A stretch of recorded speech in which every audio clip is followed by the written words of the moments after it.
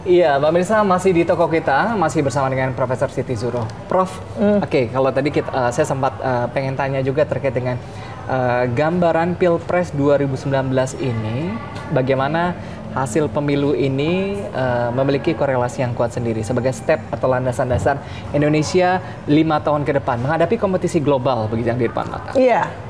Memang tantangan Indonesia luar biasa, tidak hanya lokal, nasional, tapi juga regional dan internasional. Yang kalau kita berpikir keluar, ini kan kompetisi kontestasi melalui daya saing kita. Apalagi sekarang ada revolusi industri 4.0 gitu ya, ada revolusi sosial juga 5.0 kan gitu. Mau tidak mau Indonesia tidak boleh tentunya lag behind, tertinggal gitu ya. Dan oleh karena itu memang harus mengedepankan SDM kita. SDM kita, SDM ini yang akan warga negara kan, ini yang akan menjadi katakan gitu ya, bagaimana dia bisa menahan gitu ya semua arus-arus yang tidak menguntungkan gitu, Indonesia ke depan, termasuk kontestasi itu diikuti oleh katakan bagaimana internal domestik Indonesia memperbaiki kualitas penegakan hukum, memberikan kepastian agar investor hadir. Regulasi diberikan payung hukumnya yang kokoh, siapapun yang berinvestasi di Indonesia, baik itu dari investor domestik maupun dari luar negeri, itu mendapatkan katakan jaminan gitu ya, kepastian hukum, dan mereka akan bisa melakukan aktivitas yang sifatnya ikut membangun Indonesia melalui investasinya.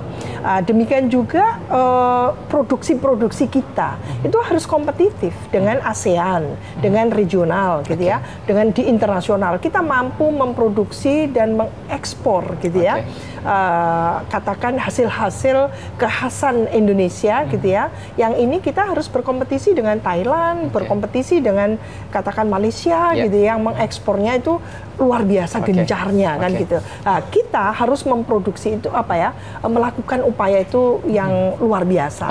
Nah, kalau kita mampu gitu ya, sekarang mendorong gitu, agar kontestasi dua pasangan calon itu nantinya siapa antara dua pasangan calon itu yang memiliki kelebihan lebih banyak gitu ya, bukan kekurangannya lebih banyak, tapi kelebihannya lebih banyak gitu ya, kekuatannya jauh lebih tentunya lebih besar gitu ya, itu yang harus kita pilih.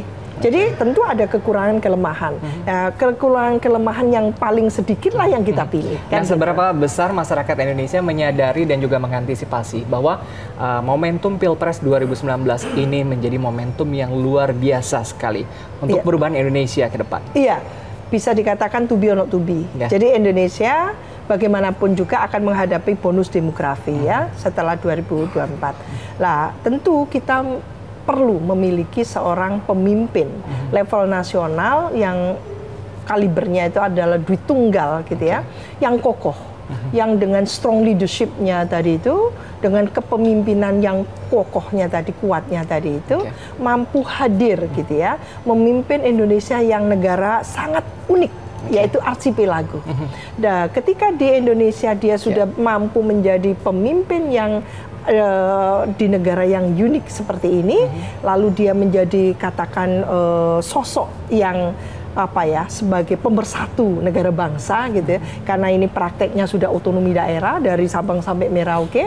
Lah itu Indonesia bisa berbicara banyak ketika domestik sudah diperbaiki, berbicara di level ASEAN, berbicara di level Asia Pasifik gitu kan, dan bahkan di internasional dengan Eropa, dengan Amerika, dengan Afrika.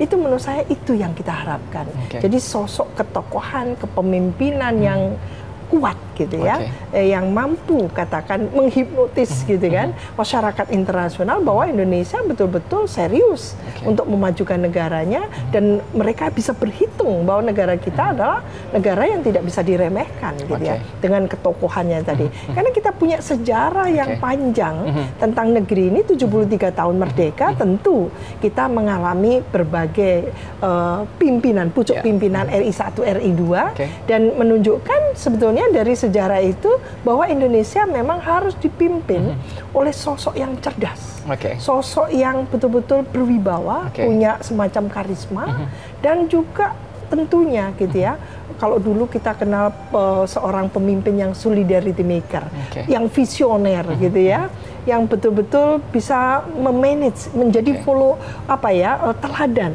yang diteladani oleh masyarakat luas. Nah, itu yang kita harus hadirkan kembali. Jadi supaya masyarakat itu sebagai warga negara itu sebagai citizen gitu punya ownership, punya rasa memiliki, punya hak dan tanggung jawabnya, kewajibannya, dan lalu bangga menjadi warga negara Indonesia. Nah, ini yang kita perlukan. Lalu ada sinergi antara state dan society, antara negara dan masyarakat itu bersinergi di situ, saling empowering. Itu digerakkan oleh pemimpin yang betul-betul memiliki energi, punya kualifikasi, kompetensi, profesionalitas yang mumpuni. Tapi kenapa kebanyakan begitu ya? Biasanya pemimpin itu lupa dengan gerakan society ke bawah begitu ya. Mungkin saat pilpres begitu, tapi ketika duduk ini kadang-kadang lupa. Itu gimana, Pak? Makanya kenapa kita sekarang harus sangat jeli, sangat akurat menghitungnya. Pemilih begitu ya? Iya, pemilih kita Indonesia ini harus akurat memilihnya. Kita cuma punya 2 pasangan calon. Coba kita istilahnya itu kita coba petakan gitu ya. Lihat track record begitu ya. Kita review masing-masing ini apa kelebihan kekurangannya.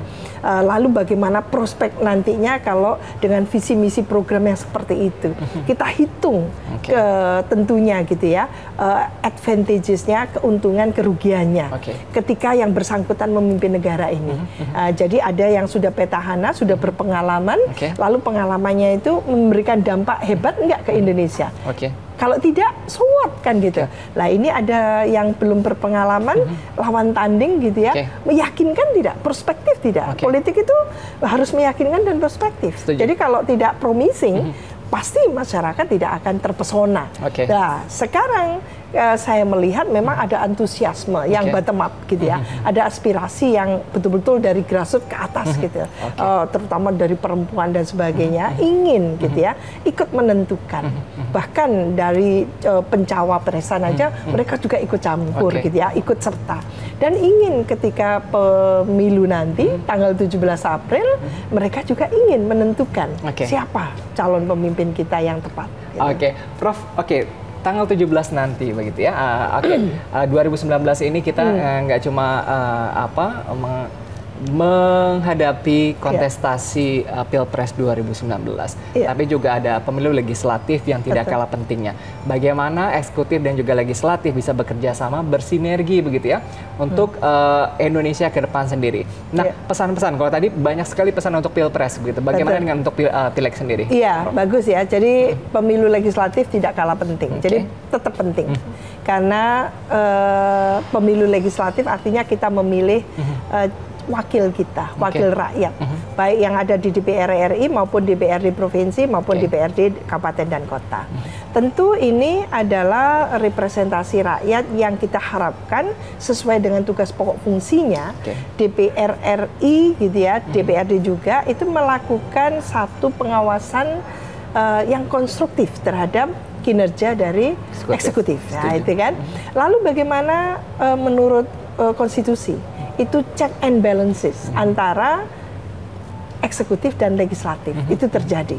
Sehingga mereka melakukan sinergi, bukan kong kali kong, tapi sinergi antara eksekutif dan legislatif itu dilakukan secara profesional, gitu ya.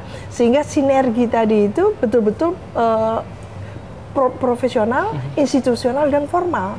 Jadi bukan kong kali kong, bukan perselingkuhan dan sebagainya. Masing-masing merepresentasikan.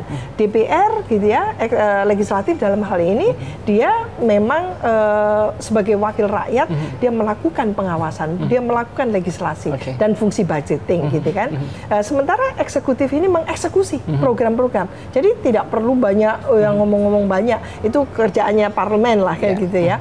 Nah, di sini eksekusi berdasarkan keputusan yang sudah disepakati antara DPR gitu kan dan eksekutif. Lah, dialah yang mengeksekusi program itu. Program untuk siapa? Untuk rakyat kan gitu. Semua sumber-sumber yang kita miliki dikelola sebesar-besarnya untuk kemanfaatan rakyat. Nah, sila kelima yang harus diwujudkan oleh eksekutif. Apa itu? Keadilan sosial bagi seluruh rakyat Indonesia. Artinya apa? Pemilu kita ujung-ujungnya untuk rakyat. Jadi untuk kesejahteraan masyarakat. Oke, ini banyak sekali pesan begitu untuk Pilpres dan juga Pileg 2019 sendiri. Oke, lagi-lagi pemirsa, bahwa ini adalah dari rakyat untuk rakyat. Oleh rakyat. Oke. Ya, semoga Pilpres Pileg 2019 berjalan cukup lancar begitu ya. Ini jadi momentum dan juga langkah besar bagi Indonesia untuk sukses dan juga maju di tahun-tahun berikutnya begitu ya. Khususnya 5 tahun ke depan begitu ya. Jadi pemilu serentak yang tidak mudah ini kita harapkan menjadi pemilu yang berkualitas, pemilu yang penuh keadaban, pemilu yang damai, dan pemilu yang tentu bisa dipertanggungjawabkan, berintegritas. Oke, hasilnya itu yang terpenting. Baik. Prof, terima kasih banyak bergabung sama kami di Toko Kita. Pemirsa, demikian Toko Kita untuk hari ini. Saya Adam Lubis pamit. Terima kasih dan sampai jumpa.